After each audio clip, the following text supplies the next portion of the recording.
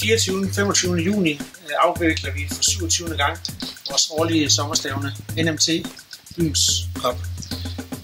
I dag har vi besøg af vores to hovedsponsorer, Lars Nonbo fra Byens VVS og Niels Martin Thomsen fra NMT Elservice.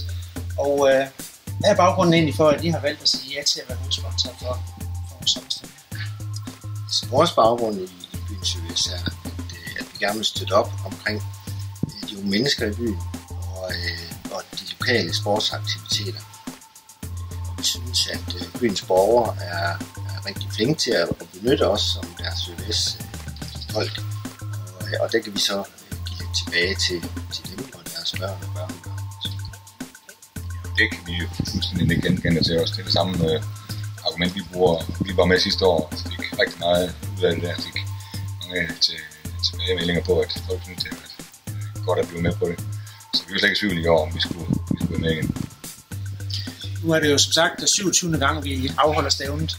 Hvad tror I baggrunden er for, at man stadigvæk synes, det er interessant at komme til Hestingen i den sidste weekend i juni måned? Jeg tror, det er det. At du siger, at det er den sidste weekend i juni måned, det er lige der, hvor folk skal se på sommerferie, og det er helt perfekt. Så det passer godt ind i folks kalender. Så det tror jeg er en af grundene. Jeg tror også, en del af det er stævnen, der er drevet meget professionelt. Og deltagerne ser op til at deltage, tror jeg.